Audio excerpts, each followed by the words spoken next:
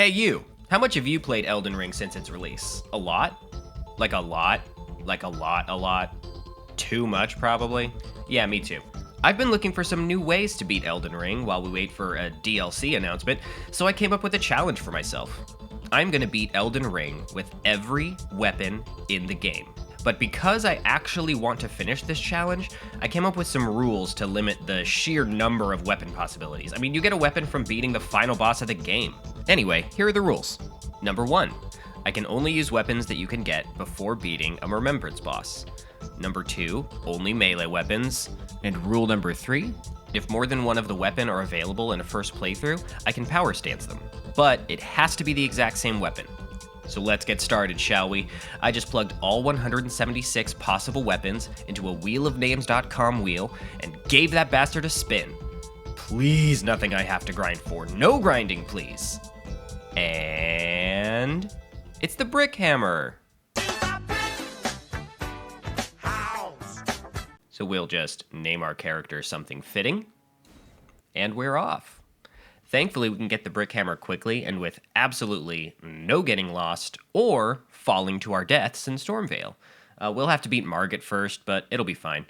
We jump off a cliff. Instead of fighting old grabby hands, smack Vare on the ass as we go meet our girlfriend. Say hi to Bach. We don't actually see him in this playthrough. We grab a foot on the way south, grab a tear and a seed. Then we decide to go mess with a guardian for no reason. He knocks me off my horse. Rude, but he got his. We grab a couple more tears, then back to Stormhill to grab another seed and get a jellyfish from our girlfriend. Bait this idiot into giving us some rocks, get an Ash of War we will totally forget to use. Give our boyfriend a couple of good smacks to the rear until his breasts aflutter. And from here, we run to the Third Church of America before making our way down to Fort Height to fight a knight and his girlfriend, to get another Ash of War we won't make any use of, but mostly to pick up the first half of the Dectus Medallion. Once we've got that, we just teleport back to the Church of Ellen to talk to our wifey. Man, handsome Squidward really is handsome. Maidenless my ass. Then we teleport back to the Third Church to touch the gate to Dragonbarrow. We tried to bait the Knight's Cavalry off the edge, but he was being an edgelord. Fuck that. My girlfriend takes me to her place, but her weird parents are home. So I just say, fuck it, and head over to 1v1 Margit. But remember, I'm bad at this video game. Anyway, I bring in the boys for round 2, and we eventually get him. We head into the castle to go grab our brick, but I forgot where it was. So, we paused to look it up, and a fucking wind knight blew me off. Thanks for blowing me, bro. Now that we have our weapon for this run, we move on to get some more leveling up done before we go kill all the demigods and goddesses. But first, we need a few more smithing stone 1s, so we clear out Limgrave Tunnel. And I gotta say, hitting things with a hammer is extremely funny. They stance break a ton.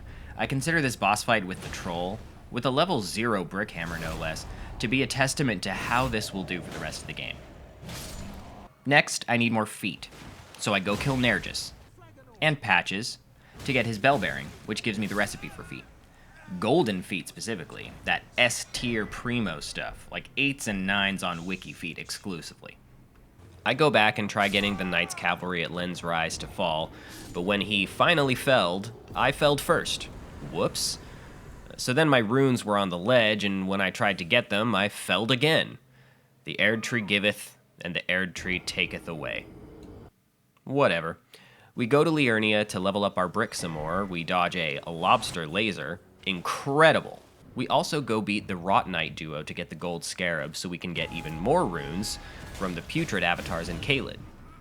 I die though because I was dumb, and then I go and be smart and get Flame of the Redmanes, since the Rot Knights are weak to fire, and that does the trick, plus my helpful little boys.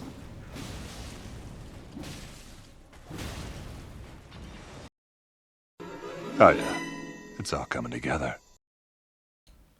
We get enough stones to level the brick up to plus 12, and then we go get Godric's goofy ass. I used Warcry for this fight, which I thought would be more effective, and it is, it's fun. But my problem is the brick is so short, I end up whiffing a lot, and it's hard sometimes to maneuver or aim that Warcry, like, altered charged R2. Also, I was going for one of those charged R2s, and I mistimed it and got grabbed. That's like rule number 1 of Souls-like games. Do not get grabbed. Whatever. Still killed him, though. Moving on to Ryu Lucaria next. I beat Ratty's dog, but I had trouble here too with that short range of the brick. Whiffed way too much. Once the dog's cooked, I wanted to go level up some more, so I kill the Dragon Barrow Putrid avatar for a America's Tits load of runes, and I needed one more 4, which happens to be right here in Ryu Lucaria. We make short work of this nerd thanks to the Smashy Smashy. Then we go smack some school children. We do in fact die to Renala once when I rolled into her stupid spinny staff, but get her on the second try. Then, since we want to do Ronnie's quest this run, just for funsies, we have to go fight Loretta. She's easy, Hammer is very fun, very effective at punishing her, even with the whiffs. I mean, this thing is like carrying a 2-ton Acme weight from Looney Tunes on a toothpick, for God's sake. I went to the Shifra River to talk to Blythe? I guess I thought you had to do that as part of Ronnie's quest, but I'm a dumbass. All you need to do is beat Radon and get the Fingerslayer blade. So I say, fuck it, let's go to Florida. On our way to Radon, we can say hello to DeSantis. It's okay. We can hit him with a brick, because he's a fashionista. Handsome Squidward says, trans rights. We dodged some angy doggies on the way to Radon. Also, we forgot that the castle is still in war mode and not in party mode yet. Oops. So we gotta ride the elevator to Altus to start the Radon party, so we go and do that. And since we're here, we go and grab some seeds. And we can get some smithing stones, so we do that too. And I have ADHD, so I just went ahead and finished the whole sealed tunnel. Then I go and level my brick hammer to plus 17. So then I decide on even more tangents, of course. I went back to talk to Raya, but also to get the Ritual Sword Talisman from Gillica first, before getting the Volcano Manor teleport. I go and collect some of the Smithing Stone 6s from there, and then go back to Altus and fight the Falling Star Beast for the remaining 6s. Hammer is now plus 20. I think that may be enough to fight an early to mid-game boss. Now, it's time for Radon. How do you kill a god? We summon all our boys to this fight, and then he kills me when I forget to dodge the meteors. In fact, Radon kills us twice. I was on horseback this time, which I thought would help, but it didn't. I got wombo comboed off my horse and slam jammed into the ground, but we get him the third try. This time, I tried a different strategy where I hit him with my brick. After beating Radon, we go back to Caelid to pick up the Cragblade Ash of War. This one is super fun for heavy bonking weapons, and we will use it a lot throughout this run. Next, we are going to Leyndell, so we gotta beat the Draconic Tree Sentinel. Beating him with Cragblade gives us 3 stance breaks, almost back-to-back, and it is very funny beating him into submission with my boys. Next, we head into Leyndell and take out the Avatar to get some runes, and then we just make our way to Goldfree. I summoned the boys the first time, but they get immediately slam-o'd, and then I die. We try again, and I get him on the second try. After that, we go to fight the Black Knife before Morgott, and this illustrates what is super fun about this build. With Cragblade, we basically just stun lock them into the wall and get an easy win. Thank you, Miss Black Knife. Before Morgott, I want more stance breaks, so I switch the flask to the charge attack and the stance break tiers. We go and clown on the horny boy. But my gods, the whiffs again. This thing is like playing the game with fists. In fact, I think the Kaistis might have better range than this thing. You have to be inside the thing you're hitting when you swing, or you'll probably whiff. Anyway, it's still an easy win. So then we get the Rolled Medallion. But it's time to do some other shit first. We gotta meet our wifey and put a ring on it, because we indeed liked it. First though, we need more gold feet for the runes, so we go to farm some porgs for their tasty feet. I use fireballs because they get spooked if I try to swing my big brick around. Once we have more feet, we head into the crater from the end of Final Fantasy VII. Sorry, spoilers for a 25-year-old video game. We head through the underground area to go and fight ourselves, but we only fight ourselves naked, of course. It's the only way. Oh my god, we miss him so much. I mean, like, we can't hit him with a damn hammer, not that I, like, ache when he is away. Anyway, we go and grab the Finger Slayer blade to take it back to our wifey. She gives us an upside-down statue which flips over the tower, so we can go and fight this nerd, and then this nerd, and then get the curse mark. When we go back to wifey, she says she left to get cigarettes, so we of course follow her into the dark like our little emo asses said we would. But when we get there, she's a doll again, but this time, a much smaller doll. And she gives us the cold shoulder until we talk to her enough times. A dogged fellow, aren't we? She tells us to go kill a dog. Yes, my queen. Wait, that looks like... I'm sure that won't be any kind of foreshadowing or anything. We have to go fight the amygdala from Bloodborne, but not before crossing the lake, which is also blood. And the pests are... part of it! Once we get there, I realize my predicament. I have to fight a big boss with lots of AoE with a brick, which has somehow the least range of any weapon in the goddamn game. Why? Why did I choose to do the Ronnie quest for this first episode? It's fine. We make it work. It sucks, but we get it done. He hits us a lot, but we hit him more. He dies, thankfully. Then we have to actually get the ring to marry wifey. But before we get to our wifey, we have to fight her dragon. Her dragon uses a sword.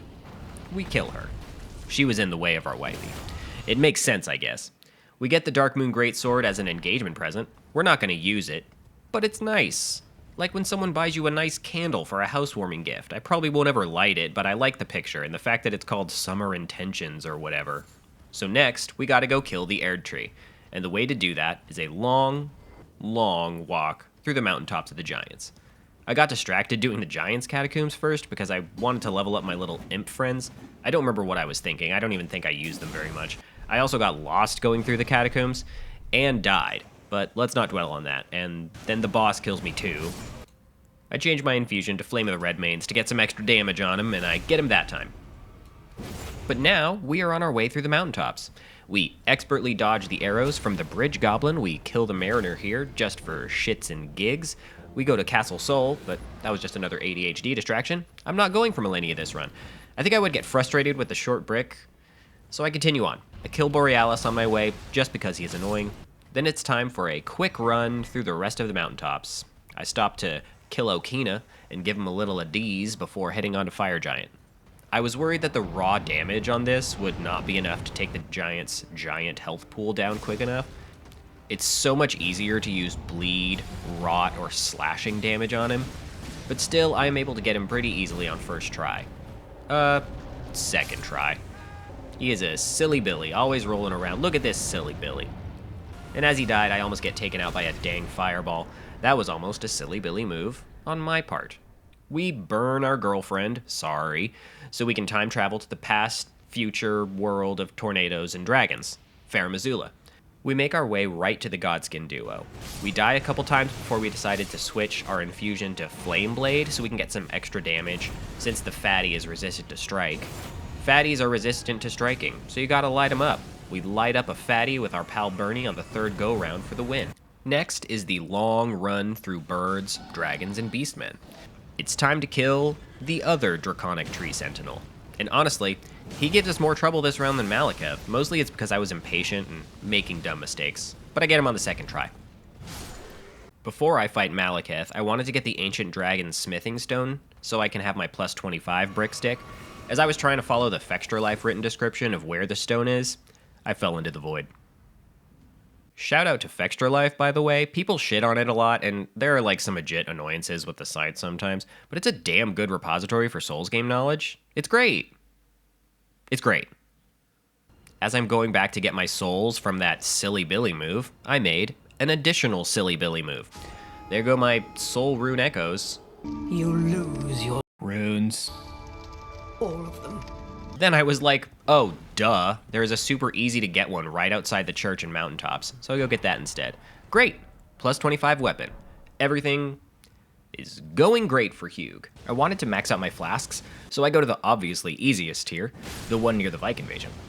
I have to kill Sauron first, and then go take out Vike pretty easily since I have a maxed out weapon and he is an early to mid-game invasion. Better safe than sorry.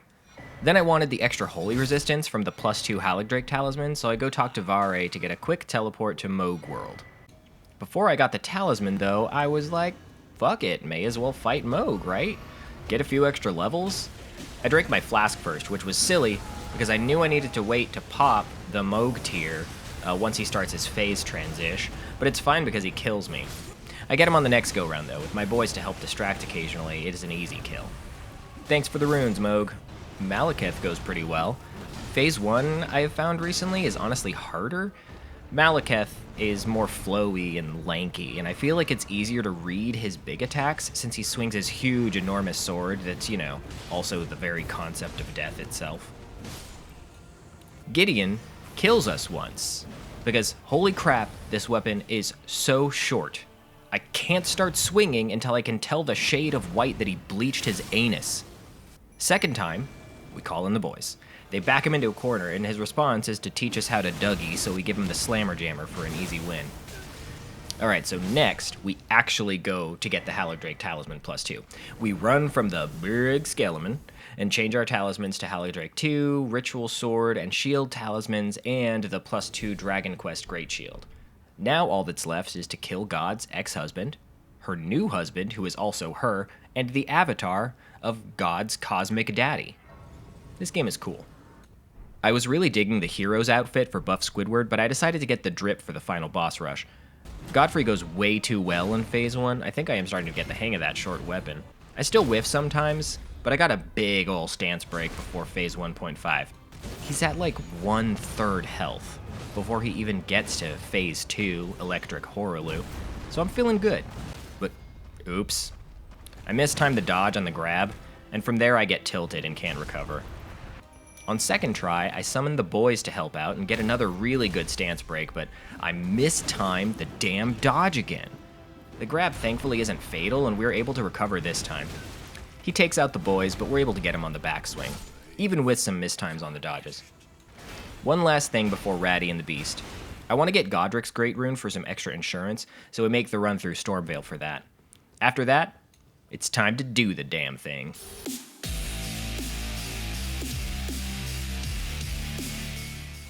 We bring the boys, of course. We get some stance breaks, and some good dodges on the 3-hammer slammer give us some great punishes for the win.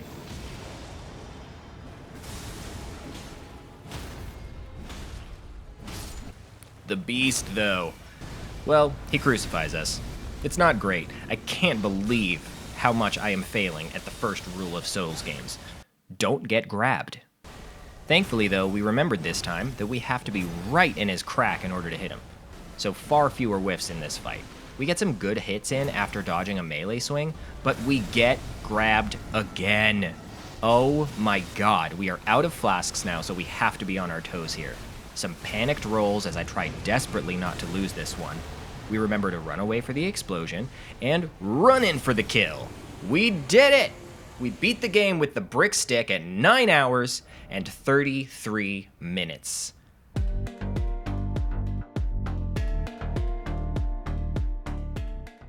A lot of that was me leaving the game on when I went for bathroom breaks and so many ADHD rabbit holes.